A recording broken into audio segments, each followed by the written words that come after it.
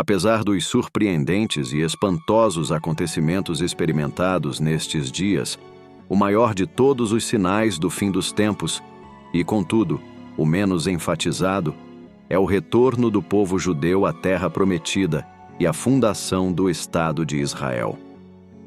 Vamos aprender um pouco mais nesse vídeo sobre essas profecias tão importantes, que dão sentido e luz a todo esse acontecimento significativo.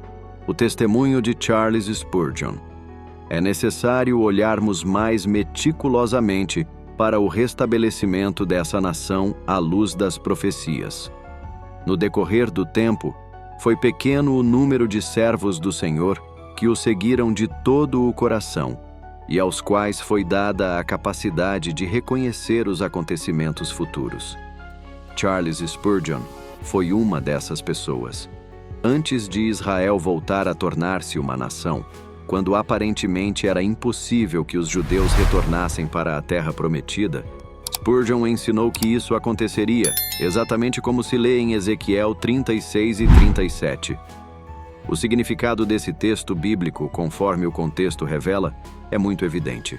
Diante do significado dessas passagens, haverá primeiro uma restauração política dos judeus em sua própria terra e um retorno à sua própria identidade nacional.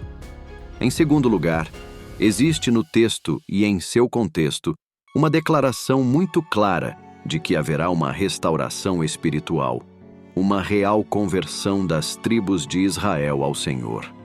Eles haverão de gozar de uma prosperidade nacional que os tornará famosos. Mais ainda, serão tão gloriosos que Egito, Tiro, Grécia e Roma esquecerão sua própria glória à luz do grande esplendor do trono de Davi. Se as palavras têm significado real, este deve ser o sentido desse capítulo. Eu jamais quero aprender a arte de distorcer o significado que Deus atribuiu às suas próprias palavras. Se a Bíblia diz algo de maneira clara e cristalina, então é isso mesmo que devemos entender.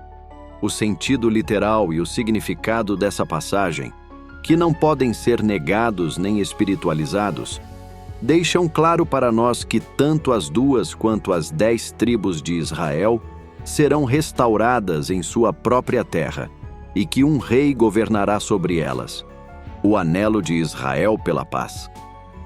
Analisemos o desenvolvimento progressivo que está acontecendo e que conduzirá Israel a uma união com a nova ordem mundial dominada pela Europa. Apesar dos constantes conflitos, vemos Israel procurando a paz com seus inimigos, não por terem adotado uma nova filosofia que os faz amar uns aos outros, mas pelo anseio por uma paz negociada. Muitos em Israel estão fascinados com a possibilidade de viver em paz com seus vizinhos árabes. Eles acham que essa paz realmente poderá ser alcançada. Mas a Bíblia diz: quando andarem dizendo paz e segurança, eis que lhes sobrevirá repentina destruição, como vêm as dores de parto, a que está para dar à luz, e de nenhum modo escaparão. 1 Tessalonicenses 5:3. Israel, o objeto da profecia. Fazemos bem em compreender que os sinais do final dos tempos dados pelo Senhor são especificamente direcionados a Israel. Quando Jesus explicou os eventos dos tempos finais a seus discípulos, juntamente com os sinais que aconteceriam antes de sua volta, ele endereçou essas palavras ao povo de Israel. Temos 2 características muito claras mencionadas em Mateus 24, que identificam esse povo. 1. Então, os que estiverem na Judéia fujam para os montes. Verso 16. Isto é uma referência geográfica e não diz respeito à Igreja de Jesus Cristo. Se vivemos nos Estados Unidos, no Canadá, na Europa ou em outras partes do mundo, não somos conclamados a fugir para as montanhas da Judéia, pois as palavras foram dirigidas aos que estiverem em Israel. 2. Além disso, Jesus está mencionando um motivo de oração. Orai para que a vossa fuga não se dê no inverno, nem no sábado. Mateus 24:20. O sábado foi dado apenas aos judeus. Lemos nas Sagradas Escrituras com relação ao sábado. Tu, pois, falarás aos filhos de Israel e lhes dirás: certamente guardareis os meus sábados, pois é sinal entre mim e vós nas vossas gerações, para que saibais que eu sou o Senhor, que vos santifica. Êxodo 31, 13. Portanto, Israel é o grande sinal dos tempos do fim para os gentios e para a igreja. O antigo pecado de Israel. Quais os objetivos de Israel para o futuro? Hoje, a nação de Israel está sendo confrontada com seu antigo pecado, com o pecado que cometeu como nação. Há quase 3.500 anos, o povo de Israel já estava na terra prometida. Deus havia cumprido tudo o que prometera a eles com relação à entrada na terra, mas Israel recusou-se a ser o povo escolhido por Deus, negou-se a ser uma nação singular e diferente e deixou de fazer sua vontade. Deus identificou a razão mais profunda dessa rejeição ao dizer que o povo de Israel simplesmente não queria que Deus o governasse. Eles rejeitaram abertamente as palavras de Deus ditas através de Moisés. Porque sois povo santo ao Senhor, vosso Deus, e o Senhor vos escolheu de todos os povos que há sobre a face da terra, para lhe serdes seu povo próprio. Deuteronômio 14, 12. Que promessa tremenda! Israel deveria estar acima de todos os povos que há sobre a face da terra. Através da história, sabemos que muitas nações têm procurado sobrepor-se a todas as outras nações. Hoje, isso é muito evidente nos Estados Unidos. Os americanos consideram que os Estados Unidos são uma nação especial. A maioria dos americanos reivindica que os Estados Unidos são a maior nação da história do mundo. Muitas nações antes deles cometeram o mesmo pecado, mas a poeira de suas ruínas testemunha contra elas. Uma nação santa de cristãos. Quem somos nós, cristãos? A resposta está em 1 Pedro 2, 9.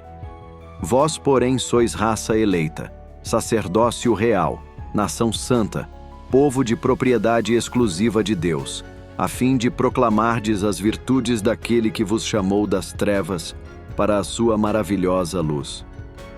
Nós, a Igreja de Jesus Cristo, também somos um povo eleito.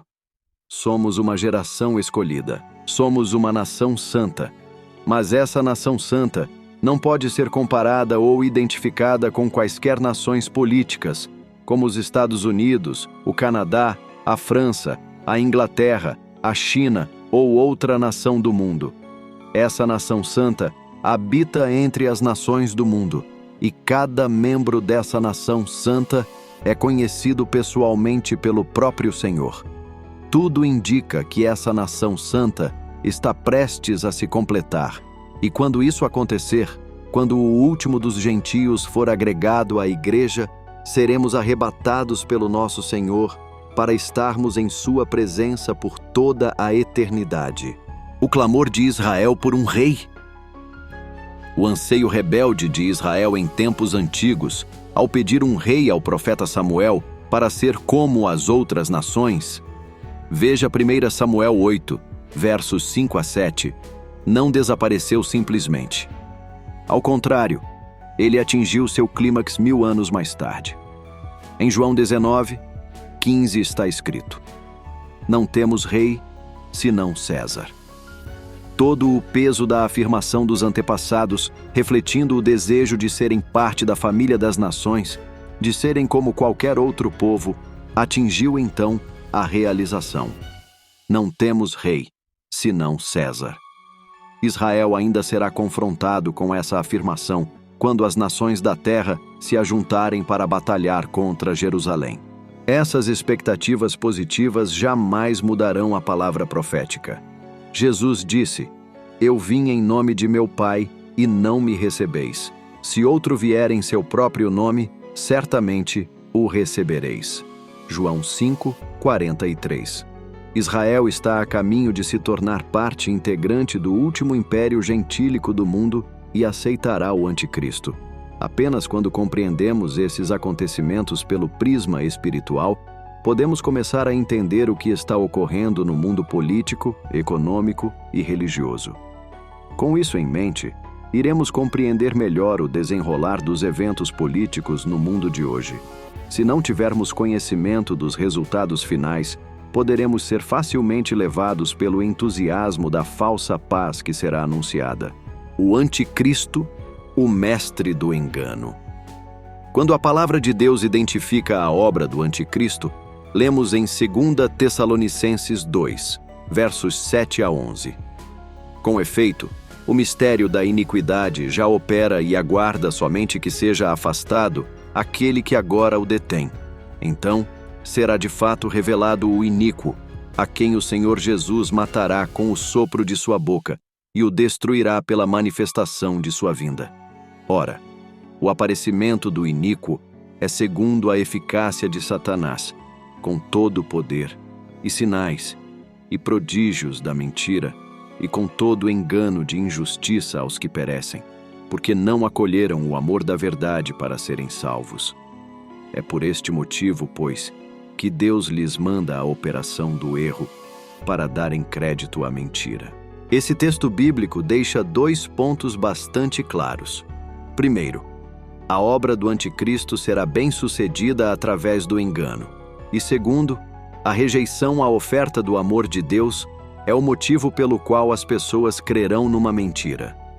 Por essa razão, mais do que nunca devemos gravar em nossas mentes e em nossos corações aquilo que o Senhor Jesus ensinou a seus discípulos. É como um homem que, ausentando-se do país, deixa a sua casa, dá autoridade aos seus servos, a cada um a sua obrigação, e ao porteiro ordena que vigie. Vigiai, pois, porque não sabeis quando virá o dono da casa, se à tarde, se à meia-noite, se ao cantar do galo, se pela manhã, para que, vindo ele inesperadamente, não vos ache dormindo. O que, porém, vos digo, digo a todos: vigiai. Marcos 13, versos 34 a 47. Espero que esse vídeo tenha te ajudado a esclarecer dúvidas e que venha acrescentar na sua vida com um pouco mais de conhecimento. Deus te abençoe grandemente.